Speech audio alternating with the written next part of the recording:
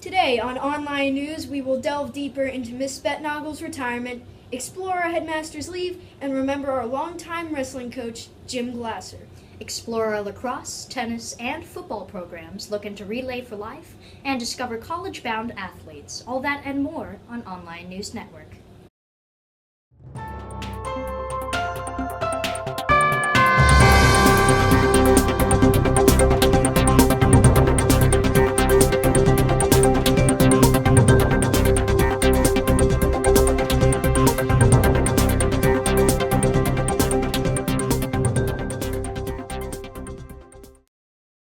Welcome to OnLion News Network. I'm Morgan Gow. And I'm Matthew Cosmo. The prestigious headmaster of our time, Billy Peebles, has decided to make his leave after 14 years of unwavering leadership. Billy Peebles, arguably the hardest working man on the Lovett School campus, comes to work in the morning around 3:30 a.m. He has been the longest headmaster at the Lovett School with 15 years by retirement. He is retiring to go to Virginia with his wife. He will be missed by the Lovett School. The school may never get a headmaster that works as hard as Billy Peebles. I think I would say devoted. He's very devoted to a lot of different causes, a lot of different, people, and that devotion is what kind of motivates him. Exhausting. He's such a busy man. I don't know how he does what he does. As the headmaster of the Lovett School, he also teaches religion. He is sadly retiring as soon to be 15 years of working at the Lovett School. Billy Peebles has been the longest headmaster in history of the Lovett community. He is looking forward to continuing some graduate work at the seminary in Virginia. So I grew up in Virginia, a small town south of Richmond. My wife grew up in New Jersey, but she went to the University of Virginia in Charlottesville, so she knows lots of people in Virginia. And as I mentioned, in Richmond, I've got two sisters, lots of cousins, other relatives, lots of friends from high school and college and graduate school. And again, there's the seminary there I've mentioned to some folks that would allow me to finish this graduate work in theology that's important to me. As many of his colleagues have great memories and are sad to see him go, they are also excited for him and his family for their next chapter in their life. I was feeling really sad and happy for him and his family. So sad because Lovett has learned so much from him and grown so much under his leadership, but also happy because he's worked really hard, he and his entire family, to help support Lovett, so they deserve some time to be with themselves. Well, I probably won't get emails anymore from my boss at 4 o'clock in the morning. I think that'll be a big change. I don't think you guys know that he wakes up at about 3. And he's in his office between 3:30 and 4 most mornings. He's the hardest working man on campus, for sure. Mr. Peebles, though, has raised $100 million for our school in 15 years. And in those 15 years, he's seen a new lower school, a new middle school. He's seen MAC, a stadium, and baseball and softball fields, as well as the activity center. The people, you folks, the students, the faculty, the parents, the trustees I work for, the Lovett Board of Trustees, they're the people I report to, if you will. The alumni, just great people who are a part of this community. I will miss them, and particularly the students. I love the students I've gotten to know. I love the classes I've taught. I've enjoyed working with them in and out of the classroom. So I'll miss the people, particularly the students. He will be missed by many, but has left a legacy for himself at the Lovett School. This is Roshan Bhandari reporting from the Lovett School, Atlanta, Georgia, on the OnLion News Network. Thank you, Roshan. We Lovett veterans of the lower school all know our head librarian and have personally experienced her kindness and wit around the library. After working at Lovett for over 30 years, Miss Bettnagel has decided to make her leave. With her, we all give a heartfelt last goodbye. Current head of the lower school library, Miss Bettnagel, started her career at Lovett over 30 years ago. In the beginning, she was the first middle school librarian, during the time of which all the libraries were together in the upper school. She loves being with students and introducing them to new literature. I was starting out as a librarian, and that was really nice because I got my feet wet and got to deal with everybody. And I saw them little, and then I saw them big. Then I went home and stayed for a while and came back. And at that point, I realized that this was something that I was going to want to do forever. She personally plans to hike much in the coming year and believes that the role of head librarian must require patience. It's a job for lots of children and many questions. Looking at somebody's smiling face and having them say, "Good morning, Mrs. Spetnagel," raises your spirits. And that's what keeps me going. We will always remember her legacy she imprinted on all of our libraries. Speaking of remembering, now we honor one of the most prominently influential Lovett wrestling coaches of our time, Jim Glasser, and the legacy he left throughout his life. Reporter Aiden Kaufman is joining us with more to tell. Sadly, on March 9th of 2016, Jim Glasser, who was a big part of Lovett, died. He was a great man and did some amazing things in his life. He always seemed to do everything right and has affected many people's lives in many different ways. Coach Glasser had an unwavering commitment to excellence. He wanted people to excel in everything they did, and he demanded that from everybody. And he also was able to communicate that desire for excellence in a way that let people know that he cared about them. It was a lot more about being a man than it was becoming a better wrestler or a better coach. While he taught us the skills to wrestle and taught me how to coach, a lot of his lessons were a lot more important than that. Jim Glasser was a coach for many different sports at Lovett, including wrestling, football, baseball, and more. He was a legend for coaching and has won many rewards for it. Also, he was recognized as one of the best coaches in Georgia, which was shown in newspapers and trophies. And if you ask his athletes what he would say, if you asked him, "How do you feel about your athletes?" it gets interesting. Coach Glasser wasn't someone who was very long on words. So, asked a question like that, you would probably get a fairly short answer. I think the more important than what he would say is how he truly feels. And he loved his athletes. Coach Glasser has had a big impact on the many people he has trained, and a big impact on the Lovett community, as explained by Billy Peebles. Well, Coach Glasser affected the Lovett community in profound ways and affected literally hundreds, if not thousands, of people across really a 40-year career. He started in 1975 and was here until 2015. But what happened when his athletes did something wrong? And how was he with other people that worked with him and his team? He was hard to deal with, but he never liked anyone to get hurt. He trusted me. In actuality, whenever he got an answer that he didn't like, he just wouldn't accept it. So one of the things that I think was interesting about Coach Glasser is he could be as hard on people as anyone I've ever seen, but he had a way of letting them know that he cared about them and he loved them. And that, coupled with his drive and push for excellence, made people want to, effectively run through walls for him. Over his career, Jim Glasser has made a big impact all over Georgia.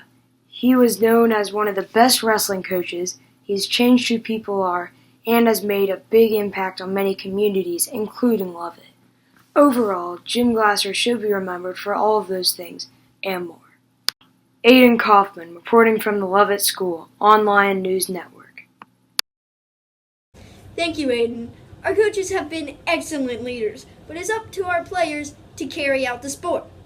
Field reporter Davis Stendy is following the paths of college-bound athletes here at Lovett. Take it away. The jump from high school to college sports, one of the hardest transitions, like two-dimensional to three-dimensional. These Lovett athletes are making that jump into 3D. Some running and others playing football, but they are all college-bound athletes. One college athlete is Brady Tyndall, who's going to Mercer University playing quarterback. But he was not always the quarterback starting as a sophomore. This 5'11", 180-pound QB might be small, but doesn't just make up for that in speed, but throwing, power, vision, and team spirit. He has an outstanding 40-yard dash time of 4.6, making one of the fastest players on the team. He says that he's loved the sports ever since he was little and loves loves it because it's a team effort, and if one person doesn't do their job, the whole play is messed up. His coach, Mike Muschamp, says that he's a great team player and is willing to do whatever it takes to make the team better.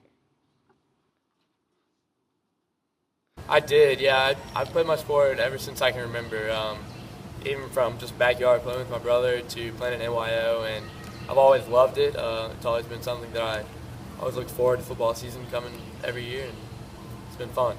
The best thing about football is definitely the brotherhood created, and how everyone kind of works together towards a common goal, and if one person doesn't do their job, then the whole play could be busted, and you create such a tight bond with the other guys that it makes it something special.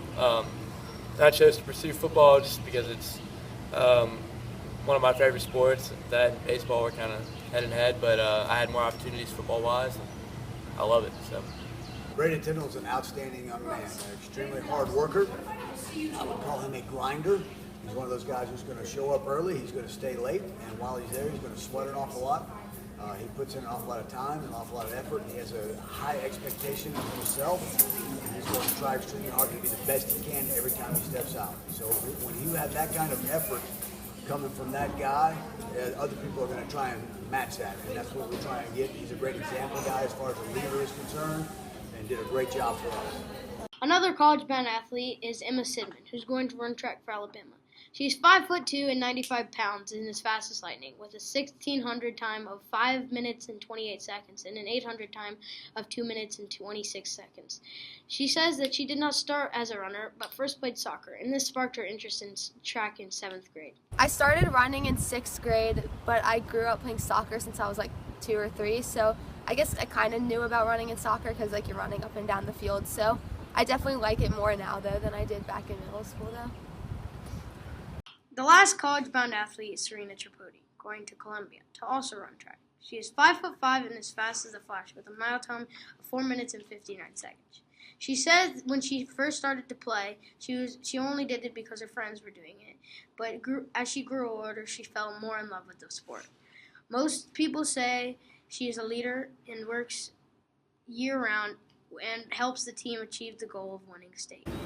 I think the best part about cross country is all the people that I've met and coaches that I've grown with throughout high school. Yes, I played soccer until about freshman year and I absolutely loved it. I loved the team. I played at Top Hat and it was really hard for me to decide to quit in order to pursue track. So that was a big decision. These college athletes are going to some of the best colleges in the country, and I'm sure they will make an improvement to their college team. Davis Dindy, reporting from the Lovett School, OnLion News Network. Thank you, Davis. Here at Lovett, we lift others from low points, but also celebrate their achievements. Reporter Liam Merchant is on the scene with head coach of varsity boys lacrosse, who has recently reached his 200th win milestone. The varsity boys lacrosse team has been under good leadership of Coach Busick. He has been one of the, if not the greatest lacrosse coach in Lovett history. He has finally reached his 200th win, a milestone in his life. He is a very humble man who has not bragged about this achievement. I mentioned it once in practice, but he didn't make it a big deal. He really just moved on and just said it was something that had happened. Being the type of guy Coach Busick is, he's pretty humbled, and he probably wouldn't really wanted to show us, but I'm sure he knew, and it's just part of his mindset. It's just one game at a time, and eventually he probably knew it would come. He runs an excellent program. No, he was super humble about it. I only heard it like once in a huddle, and he really didn't mention it after that, so it kind of shows he's a really good dude. Coach Busick grew up at Lovett. He has many fond memories of teaching the kids, including on the Orlando trips, and beating hard opponents such as Westminster. He strives to teach them on and off the field. He was an excellent lacrosse coach, and then he came to Lovett. We are very proud of him. Coach Busick is very good at finding the best of people. Coach Busick is striving to teach us on and off the field. Like on the field, he's probably stressing just leave it all on the field, play as hard as you can, and always make the right choices on and off the field. Be smart.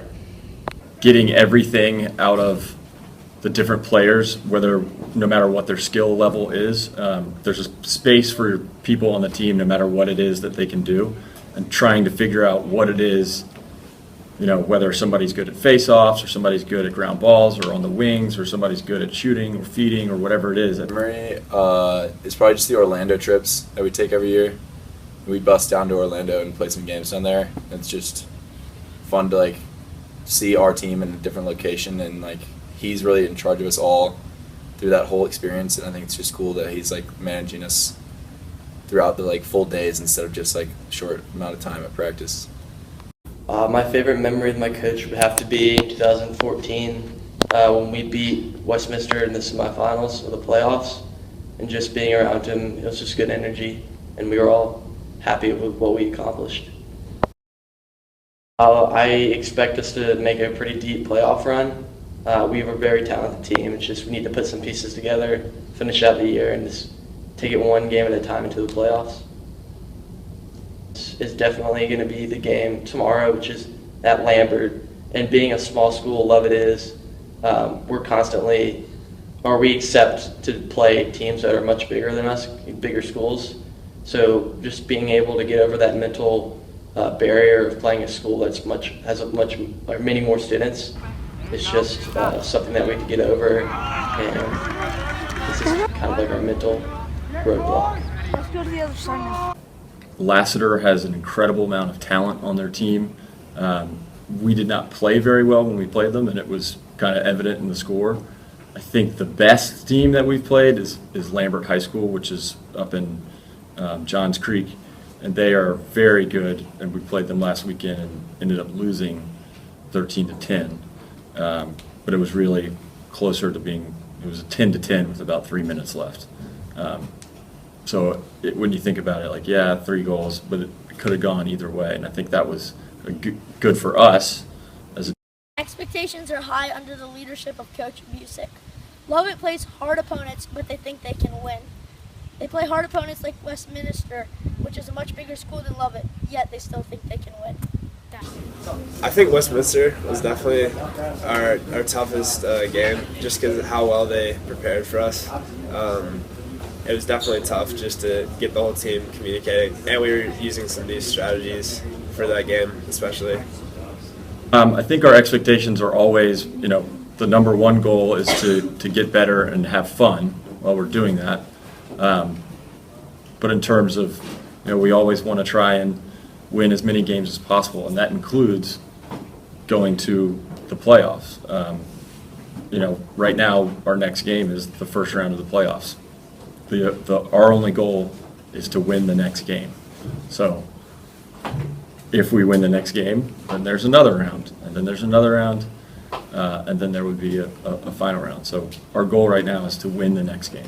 When I was really young, both my brothers played for Coach Busick, and so I remember going to see my brothers after games and seeing Coach Busick, talk to them, and I just thought it was a really good experience. Lassiter has an incredible amount of talent on their team. We did not play very well when we played them, and it was kind of evident in the score. I think the best team that we've played is Lambert High School, which is up in Johns Creek, and they are very good, and we played them last weekend and ended up losing 13-10. But it was really closer to it was a 10-10 with about 3 minutes left. So when you think about it, 3 goals, but it could have gone either way, and I think that was good for us as a team to show up and to play well. I think we would have loved to win that game, but that team is very talented. This is Liam Merchant, OnLion News Network, Atlanta, Georgia. Thank you, Liam. Every day, we sometimes take for granted what we have and wish upon what we lack. I know our cancer survivors really do appreciate what they have, including the will to survive. The annual Cancer Relay for Life is being hosted again here at Lovett. The Relay for Life is an event that occurs once every year at either Westminster or here at Lovett. This event requires one person from each team to be walking or running on the track at all times. The others are able to relax and play games until they are called to the track. This is a great way to raise money for breast cancer awareness. This event is for survivors and people who just want to support them on their journey to recovery. This event will occur at 6 p.m. on Friday, June 2nd. It will go for 5 hours to end at 11 p.m. Be sure to make it and support our cancer survivors and fighters at the annual Relay for Life. Thank you, Matthew. Coming up, we have stories on our lacrosse teams, soccer teams, and summer jobs for our students, all here on the OnLion News Network. We'll be right back after this commercial break.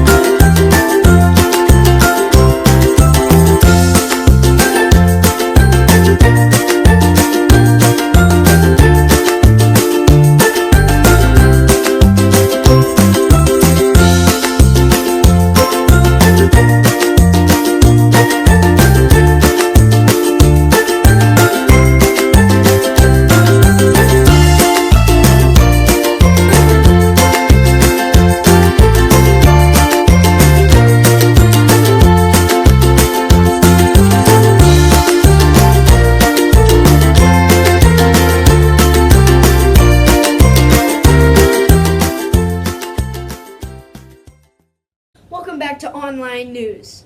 We all have achievements, large and small. However, these students have surpassed a journey we are all currently in the process of going through.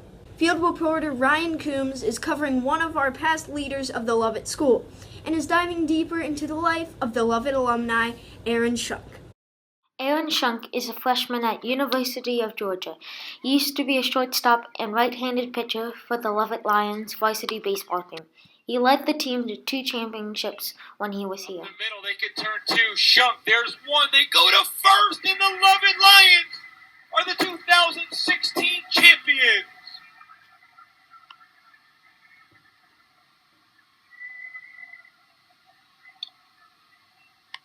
Aaron Shunk began his baseball career at Lovett when he made the 7th and 8th grade baseball team. At the start of his Lovett career, the coaches knew that he was going to be the next all-star player. For the 7th and 8th grade team was the first time I made one of the Lovett teams, and ever since then I continued to try out. When Aaron was in 8th grade, we watched him play ball, and we knew he was going to be a pretty good player for us. And then in 9th grade, we didn't really know where he fit, if he was going to be, somebody that traveled with the varsity and maybe got a few innings of playing time with the varsity, or was he a JV player? And probably the 2nd or 3rd day of tryouts, we were scrimmaging, and he was playing shortstop, and he made a play at shortstop, an unbelievable play at shortstop, and all the coaches kind of looked at each other, and we said kind of simultaneously, he's our starting shortstop. So that sticks out in my mind. He became the team captain for the baseball team, not just because he was a good player, but on how he acted. Aaron was a leader on and off the field. He cared about the team, and he was very nice to others. Aaron was an incredible teammate on and off the field. He was, every one of the teams, one of their great friends. And I even see Aaron up in Athens and Atlanta sometimes, and we can just hang out and be buddies. But he was also a great leader for everyone, led by example, and a vocal guy who could really get the job done and get a lot of guys behind him and go win. He was a very good teammate. He focused all on the team, and he never focused just on himself. He was all about making the team better, and his play always made the team better, and he was always all about the team, and I think that's how he is at Georgia too. Aaron was a great person, very good kid, worried more about his team and his teammates, very good off the field, never got in any trouble, really great kid. You know, I have 2 daughters. He'd be the type of guy I'd want my daughter to date. The coaches enjoyed coaching Aaron. They said he always listened and got his team to work as hard as he does at practice. They felt like having Aaron on the team makes it feel like there's another coach. I loved coaching Aaron. Aaron was like having another coach on the field. If practice ever started to get kind of down, he would pick players up and make them do stuff without a coach having to do it. Like I said, he always practiced the hardest. Like every practice was a game. Aaron was a joy to coach. He always gave his best effort at practice every day. He worked hard. I think that rubbed off on the other players. They saw how hard he worked at practice, and it made them work really hard. He was a great teammate. He was a great leader for us. He just made everyone around him a better baseball player by the way he went about his actions. So he was a joy to coach. Most of the players and coaches said their favorite memory was when Aaron hit a home run to tie the game or take the lead to help them move on to the state championships. They said if Aaron did not hit that home run, the Lovett Lions would not have made it to the state championships, and they would not have been state champions. My favorite memory of Aaron is Game 3 state championship against Wesleyan. They were having a pitch and change or something, and me and Aaron were just standing there talking, and I told him, no matter what happens, just look around at all these people and the atmosphere, and just take it all in, enjoy it. And he came back later, and me and him talked about that moment, so that was probably my best memory of Aaron. In my mind, and then his senior year when he hit the home run at GAC to tie the game in the bottom of the 7th, a game that we had to win to force a Game 3 in the semifinals. 2 outs, bottom of the 7th, he hits a home run to tie the game and send it into extra innings. It would have been the semifinal game last year when he hit a home run in the top of the 11th inning to tie up, or the bottom of the 11th inning to tie up the game, and then we ended up winning that game later, which was pretty awesome. Definitely the GAC game. It was Game 2. We were down, could have lost, would have been knocked out of the playoffs, and he hit a home run over the left field fence, and the crowd went nuts. Our whole team went crazy, and that propelled us to go on to Wesleyan and play in the state game. All of the players and coaches will miss him. They will miss his talent, his work ethic, and most of all, his leadership. On the field, he was truly a catalyst for us. He would always make incredible plays.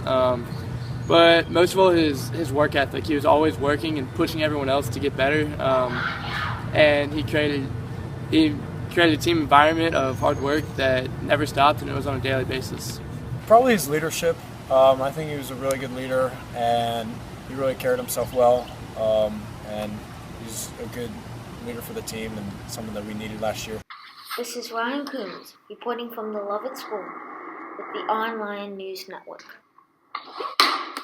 Thank you, Ryan, for a look at our past students and what they've grown up to be. The varsity girls lacrosse team has had their triumphs and their defeats this season. However, when they get onto the field, they are always trying their best. Field reporter Thomas Robinson has it all. The girls' varsity lacrosse has just entered the playoffs. Coming in at 8 wins and 5 losses, the lacrosse team is ready for action. The team seems confident and cooperative with each other, and only the future can say how well they will do.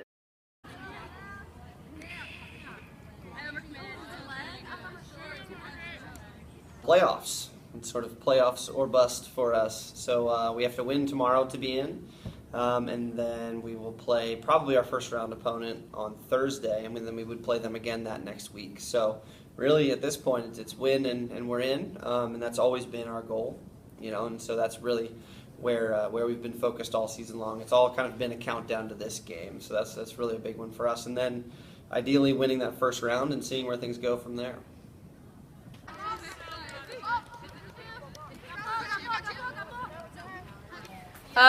So mistakes that happen often are sometimes when we drop the ball when we're trying to pass with our left hand, and sometimes we don't get low enough for ground balls, so if we don't pick up the ball, then got to keep going for it. The first game was against St. Pius on May 2nd. The game against them in the regular season resulted in a loss with a score of 11-16. I've asked the Lovett coach, Brian Randolph, about how they prep for games, and I asked the players about obstacles throughout the year.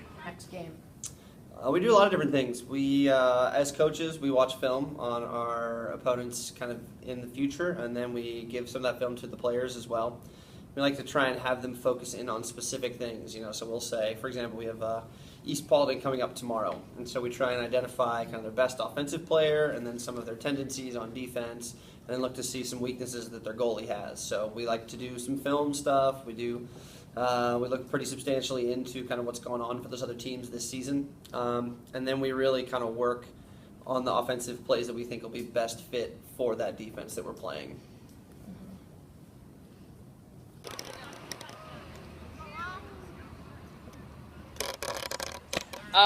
So we have a new coach this year, which has been really different because he comes from a different program and he runs it a lot differently. But I feel like we've kind of grown from that and we've become a better team.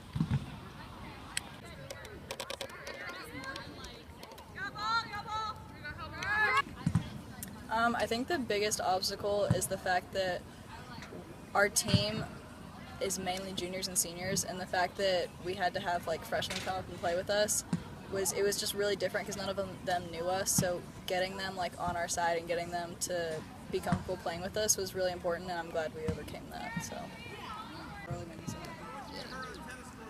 what'd you get on your actual test?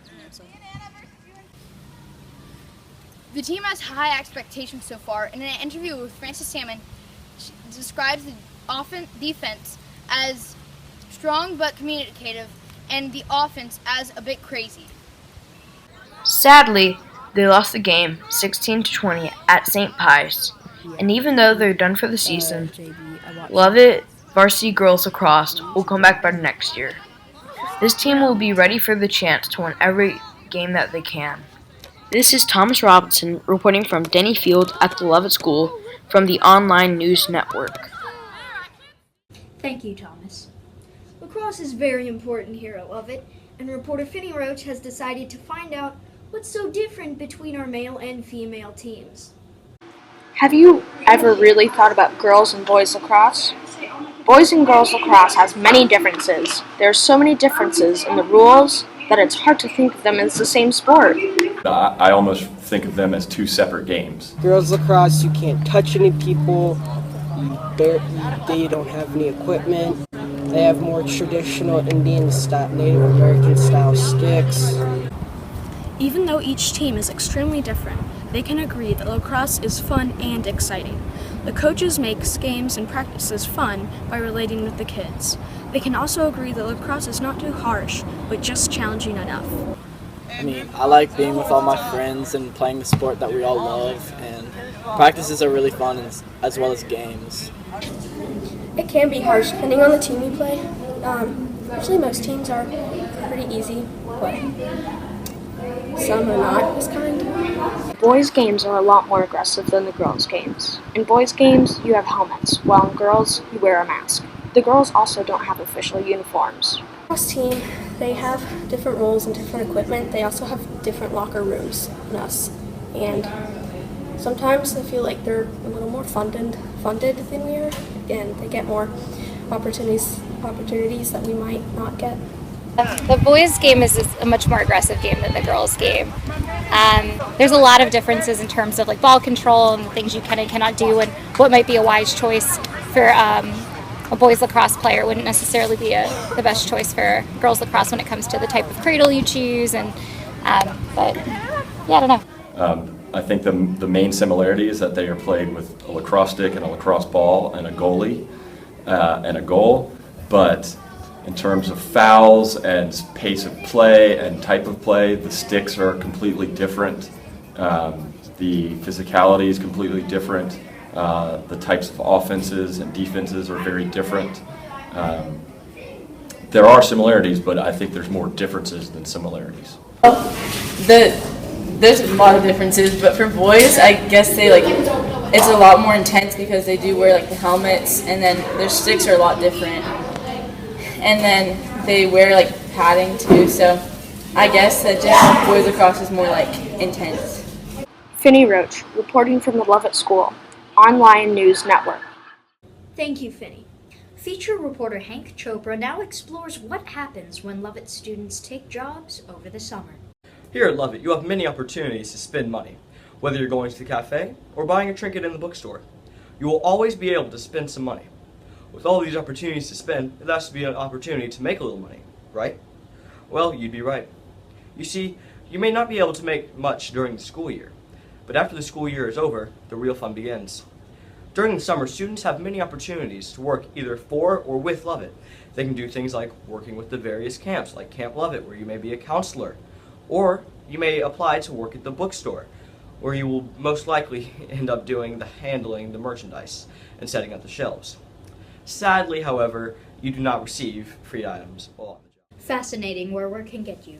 Coming up next, we will learn more about our varsity soccer teams and international students right after this commercial break. Stay tuned to OnLion News. We'll be right back.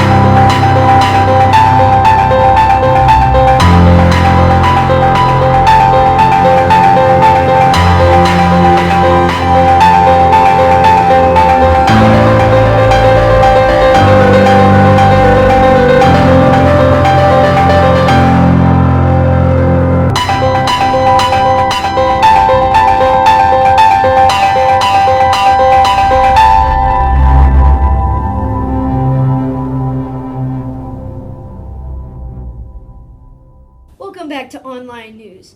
Field reporter Drew Powell is following the story of our very own varsity boys soccer team. The Lovett varsity boys soccer team tries their very best during practices and games. Looking back on their season, it is remarkable how far they have come. Their record, 4 wins and 14 losses, might not show it, but they had a great season in terms of effort and resilience. At the beginning of the season, things weren't looking great, with people not taking practices seriously and just an all-around lack of effort. People at the beginning weren't taking it very seriously and not trying our best and just really not putting effort into it. And towards the end of the season, we all found that effort and managed to play better. That doesn't mean there wasn't still hope. Over time, the team started to put in more effort, started taking practices more seriously, and becoming better at the sport. The team grew stronger and stronger and started to win more games. During the first playoff game, the Lovett team played the JC team, one of the best teams in the state. In preparation for that game, the team cut their hair to a rather odd hairstyle, to say the least. Obviously on Wednesday of last week, we lost to JC in the playoffs, 2-1. Finding a way to somehow have the guys pull out versus that team would have been, I think, obviously crucial now going forward in with our success. All finally came together. It was just remarkable the type of talent that we had in that last game. And I think a lot of it came from kind of the team building things we did at the end of the season. All the guys shaved their heads and just kind of brought them together, and they had that some self-belief, and so they all I wish we could have done that in the beginning of the season. This might have seemed silly at first, but it brought the guys closer together and made them really bond as a team. Lots of new players joined this year, which at first wasn't as good as some of the experienced guys, but as the season progressed, the players played better and better, eventually becoming some of the best players on the team. The team uses standard soccer equipment. Soccer is generally pretty easy because all you necessarily need is a soccer ball, right?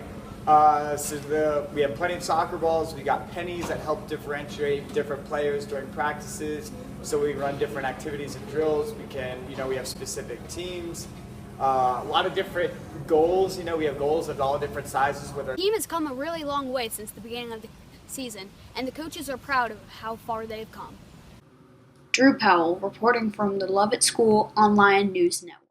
A very interesting story on one of our most prominent teams here at Lovett. Both teams of our soccer program here at Lovett, boys and girls, are extremely competitive and are always trying to do their best on the field. Field reporter Prescott Bayman is on the scene covering our varsity girls soccer team.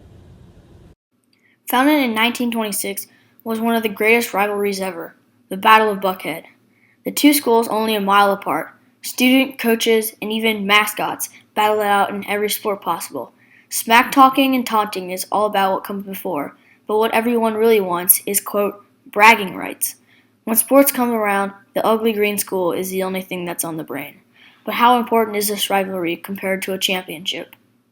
I think I would rather win a championship. Championships, speaking of how we won one last season, are a way better feeling than beating Westminster. Westminster's a good feeling, but having a ring on your finger is pretty amazing. So, I think ultimately winning the state championship would trump that, because ultimately then you're number one in the state. So you kind of win in the end against Westminster, even if you don't actually win, because you won the state championship. I mean, now that we're in the same classification, I'd rather win a state championship. I'd rather have Westminster win all 4 years because I like the rivalry better than the state championship. In the past, players have had been taken out because they said they couldn't handle the pressure. Coaches try to downplay this game as much as possible and treat it like just another game. We've had kids who just have completely melted down in the middle of the game, and just for the only reason they could tell us, it's the Westminster game. It's a game. Basically, for us, I want our kids to play as best they possibly can. I don't care who we're playing, whether it's Westminster, whether it's Pace, it doesn't matter who we're playing. I want them to play the best they possibly can. I try and downplay the rivalry aspect of it as much as possible, simply because I think a lot of times our kids get a little bit out of focus.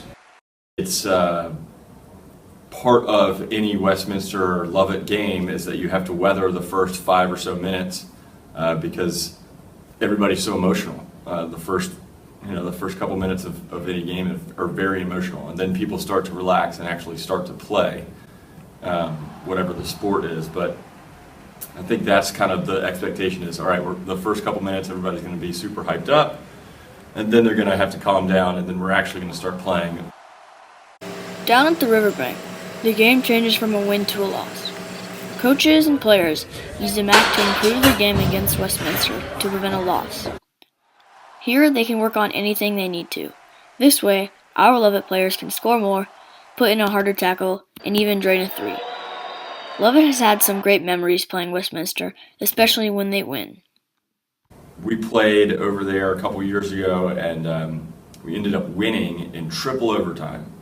And I remember that game just being one, it took forever. It was a long game. It was so loud. It was so exciting. And to finally walk away from Westminster with the victory, it's a really good feeling to get on the bus and go home having won at somebody else's place. So that one was really fun. Well, so I really loved the double overtime win this year.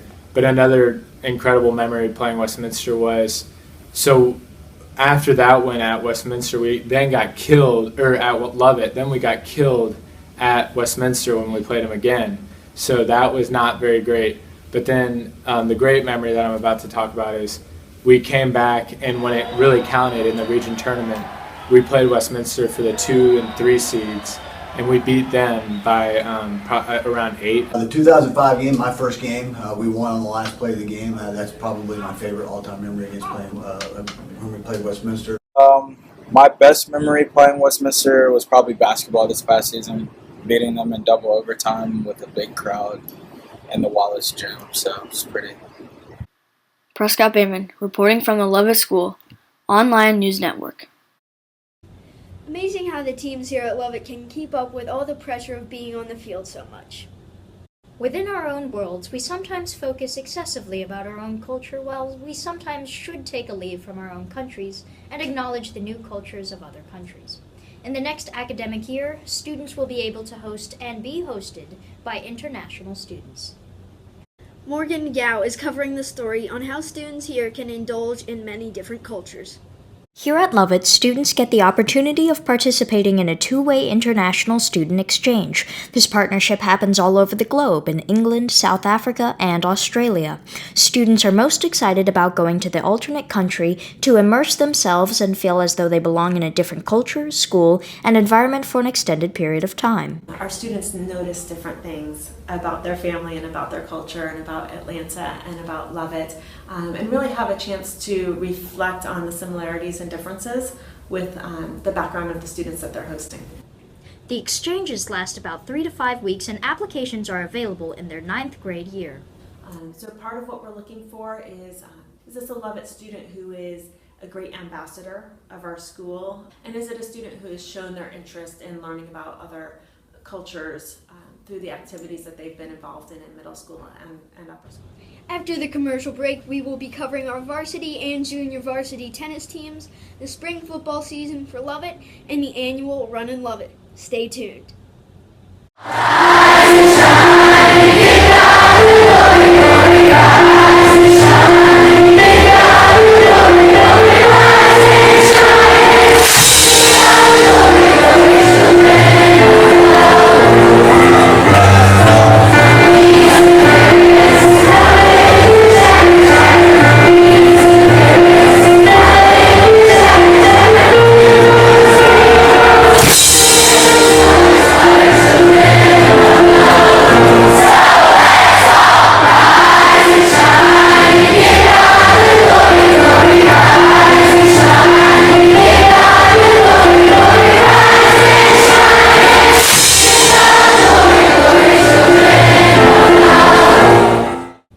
Welcome back to OnLion News Network. Peter Martorella is on the scene with an overview of our varsity tennis team here at Lovett.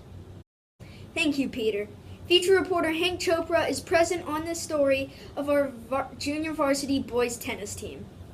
Has a lot of pride with it being a Lion Pride and all, but one large source of pride for the Lovett community are the sports teams. One particular sports team has had quite the impressive record, going 7-0 against all of Lovett's competitors. This Lovett JVB tennis team has played quite well this past season.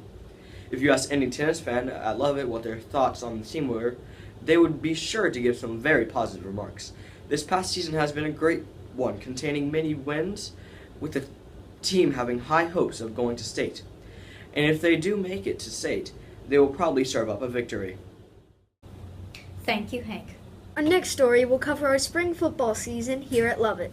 Field reporter Zion Davis has more to tell on the scene. Start practicing for next football season. The football team's preparation and expectations will push them forward during next season. They have been getting ready for next season since the season ended.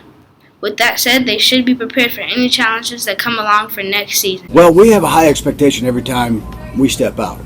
We expect to play at a high level. And our goal as coaches every year is the same one, and that's to get this group of young men, whoever that may be, this year's going to be the 2017 group, to be playing the best football that they can possibly play whenever the end of the season gets here. Hopefully that's in December, but it may be November like it was last year.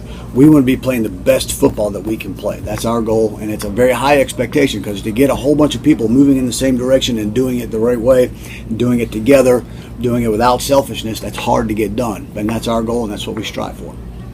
High expectation. I think in this program, it's not naive to say that each year we compete for a region championship. I think that's probably our primary focus, and if we can get that really great seed in the playoffs and see how things shake out, I don't think it's unrealistic to want to try and shoot for a state championship. It's not easy, but it's a good goal to have. The high school students have been working hard in and out of the gym, from just doing 50 workouts in the gym and watching film of them playing from last season. The players have really high expectations, but they keep their levels. They will be coming into next season hot from last season, with a record of 8-4, losing to Greater Atlanta Christian School, Cedar Grove, Westminster, and in the playoffs to Chris County. Although they had a hard time in the playoffs, next season will be a good one with how prepared the team is to take on their expectations. We learned that we can't start out slowly. We did that both against Dawson County and against Crisp County, both of our playoff teams. We learned that we've got to finish strong. We did a great job of that at the Dawson County game, and we came very close as far as Crisp is concerned. We just didn't close them out. So I think it comes down to more of a mental thing, I think. So that's something that we're going to work on this season. Putting ourselves in game-type situations more in practice and trying to create that mentality of, okay, it's 3rd and 12. They've got the ball at the 30-yard line. What are they going to do? How are we going to respond? Or we've got the ball at 3rd and 12 at our 30-yard line. How are we going to respond? And do a little bit more situational practice-type stuff. But that's one of the things that we learned from the end of last year. The biggest thing was preparation, getting our guys in positions that may be a little unfamiliar for them, so that when they're facing out in the game, that they're able to overcome any obstacles. But at the same time, just kind of making sure that they're always prepared for whatever they're going to see. Well, some habits that I'd like to keep up in my game this season. I definitely would like to work for offensive line. Some specific things, some technique things like staying lower or like chopping your feet like that. I don't know about other positions, but right now we're trying to get in our good habits. This has been Zion Davis, reporting from the Lovett School on ONN News. Thank you, Zion. One of the most widespread sports in the country is thriving here at Lovett. Reporter Hamilton Peavy is now discovering what our varsity boys baseball team has to offer. Take it away. The Lovett varsity baseball team had a good season this year overall. The team lost some good talent over the years, but the team was led by some great seniors like Brady Tyndall and Nick Marshall. The team has had their ups and downs, but they played their hardest no matter what. I feel like we could be playing better. We're a good team. We lost some good players last year, but we've got some good senior leadership. We've got 7 seniors. And with playoffs starting, I think we're really coming around towards the end of the season. Overall, we've definitely been up and been down. We've had some good wins and some bad losses, but the playoffs will start this Friday. These kids are going to the playoffs, and they are going at the right time. They were on fire towards the end of the regular season, playing against some challenging teams. I'm feeling very confident about our season right now. We just finished the regular season, and we start the playoffs on Friday. We play Dawson County.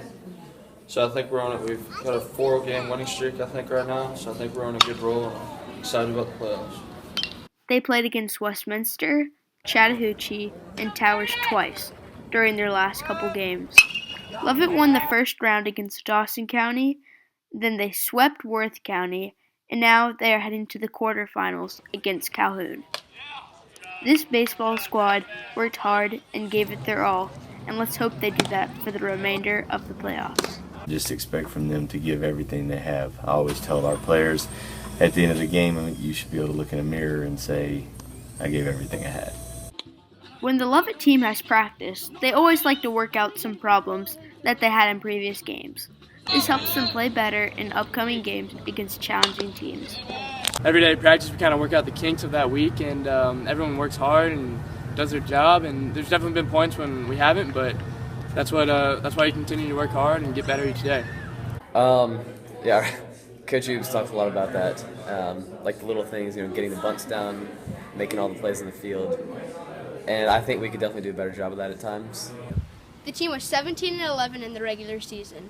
The team wasn't playing all so good at the beginning of the season, but at the end they gave everybody a huge surprise and went on a 5-game winning streak to close out the regular season.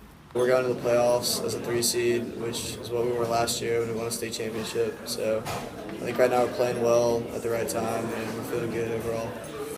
This is Hamilton Peavy reporting from the Lovett School OnLion News Network.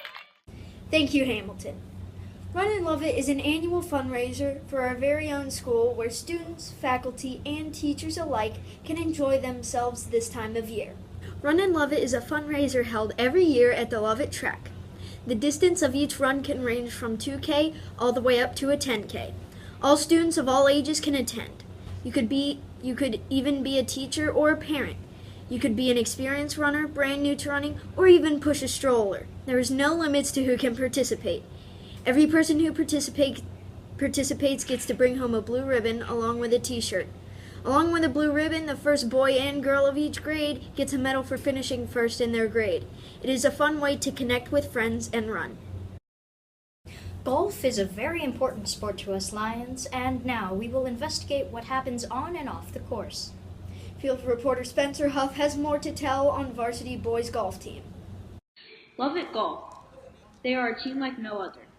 They drive 15 to 20 minutes every day to get to Dogwood Golf Club. There, they practice the essentials of the sport. They warm up by putting, and then they tee off and play 9 holes. The team is working on their putting right now. Their coach, Coach Hyde, says that this area of the game could use the most improvement. Right now we need to get better at putting.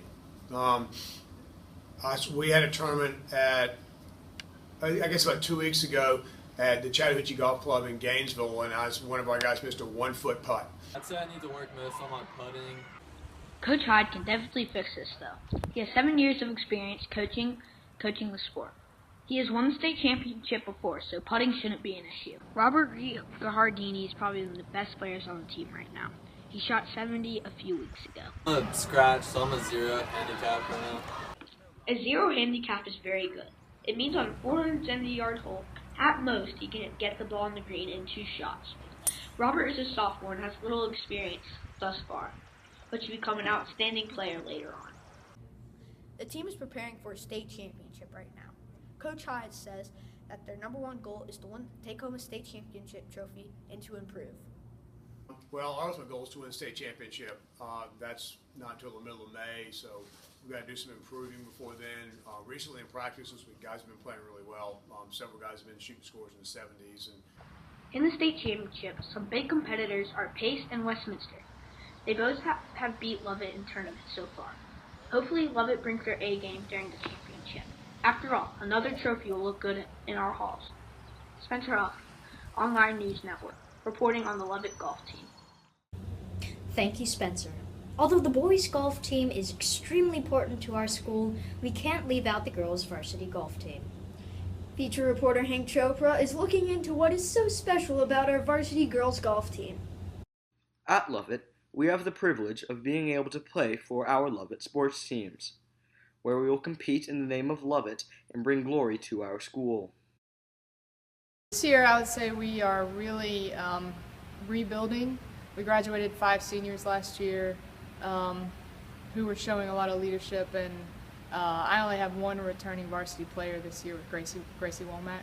However, although you may think that this would be a problem, it has proven not to be one, with the new players being able to hold their own and meshing very well with all of the other players. They get along great, and they laugh, and they joke, and they have a great time, and I'd say that's probably the best part this year so far is how much fun we've had over the course of the season, everyone getting to know each other, and sort of really helps to take the frustration out of the game, since golf is a pretty frustrating sport at times. They definitely have their strengths. I'd say off the tee box, everybody's doing really well. Everybody's able to stay in the fairway, and everybody has really improved on their distance. And weaknesses. The short game has struggled pretty much consistently throughout the season as far as putting. Chipping has gotten a lot better, around the greens, but the putting is probably where we need to improve the most. But I'm very proud of how everyone has gotten off the tee box really, really well. But in the end, the team loves each other, and they still get victories in the form of experience and learning. Everyone is really, Gracie's leadership is helping with that consistency and is really helping everyone else, sort of be able to have some bad days or have a bad hole here and there, but still be able to climb back and, understand that you just have to keep going. It gets real frustrating, but they keep plugging away. We enjoy playing a lot, so that makes up for what we lose when losing. Great work, Hank. Our arts program here at Lovett is most definitely as strong as our athletics, and our middle school orchestra will be showing off their talents in the annual Southern Star competition hosted by Six Flags Over Georgia. Students in the middle school orchestra are increasing their practice times, their attention levels, and their efforts in order to prepare for the annual Southern Star Music Competition. As a Six Flags-funded program, it competes District 5 choirs, choruses, and bands. I think the more we can play through it every single time we have class, which is unfortunately not every day, the better. 3 judges watch carefully for the competitors' techniques and skill and give a score which determines their level. They give comments, they mark us excellent, good, superior, and then from that there's an award ceremony. So yeah, it's just a way for students to be evaluated against other orchestras, but then also to get personal comments. The head instructor for the 6th grade orchestra, Mr. Adrian Davis, hopes that students improve from this competition. My hope is that the students take away personal things that they should work on and improve on as an ensemble, but also just to have fun and just gain that experience of auditioning and being judged critically. Thank you, Morgan. Recently, the lower school participated in a very artistic event which involves painting, sculpting, and indulging in musical excellence. The annual Lovett Spring Arts Festival is widely enjoyed by our lower schoolers and has always been a personal favorite of us lower school veterans. The lower schoolers enjoy an event every year called the Spring Arts Festival where they do fun art projects and other fun activities, such as watching trumpet player Joe Granston perform for them at the festival. This is definitely the highlight of every lower schooler's year. I really liked it. We did get to interact with him. We got sticks and we would play along and tell us beats to do. Lower schoolers are privileged enough to listen to outside professional actors perform plays for them at the lower school Dell. I think it was really good because they can fit a whole story into only in like an 8-minute play. There's only one problem with this event. Even though it is so very fun, the students and faculty receive t-shirts for the Spring Arts Festival every year. This can be very expensive to do every year. Well, I feel as if other people came to visit out of Lovett to watch our Spring Arts Festival, it would be pretty important to have t-shirts. Thanks, Matthew. Our varsity gymnastics team is staying strong this season. Field reporter Julian Ferris has more to tell on the gymnastics team here at Lovett. This year, the varsity gymnastics had a disappointing season with a disappointing record of 8-22. Even though they had a tough season, they went to practice every day and tried their hardest. They will use what they have learned this season to help them grow and get stronger for the upcoming one. So our team worked really hard in getting ready for the meets. By coming to practice every day, they planned out what different skills they were going to try and learn on each event, and then they took the time on each event to practice those skills and put their routines together to really make the best routines that they could make for the season. Pace and Milton put a real dent in the Lions this season, beating them by 30 and 40 points each game. The Lions will use what they have learned this season to help them grow and get better for the upcoming ones. Pace was really hard because that was the only meet where it was one-on-one. All the rest of the meets have like 10 other teams that we're competing against. So it was harder to, because we were so invested and everybody watched every single event, to end up losing by only a few points. The Lovett varsity team had an astonishing win, crushing their opponent, North Atlanta, 82.3 to 30.5. Another killer win against Chattahoochee with a score of 82.3 to 13.8. Everyone said that Milton was one of the toughest schools they went up against this season. All the teams are really hard. A lot of the other schools have competitive gymnasts, so that makes it a lot harder to compete against them when we just do gymnastics through Lovett. Milton was really good. All the really big public schools that have more people have really good teams. So, I think Pace was probably a really good competitor for us. Their team, we've competed against them a couple times before, and they've got a really strong team. But like I said, our girls had a great season, so they did a good job. Julian Ferris, reporting from the Lovett School for OnLion News Network. Thank you, Julian. Our next story involves some of the programs the Lovett School plans to host over the summer. Summer is quickly approaching us here at Lovett as we get closer and closer to the end of the year. You're probably more eager to go on vacation, but summer camps at Lovett are the way to go. Summer programs are hosted here at Lovett to occupy students over summer break. These activities can range from summer school to sports and games camp. Teachers and faculty host these different camps around the campus throughout the summer. All of these can be attended by students from grades K all the way up to age 12. This is a fun way to start the summer and to have fun even at the school campus.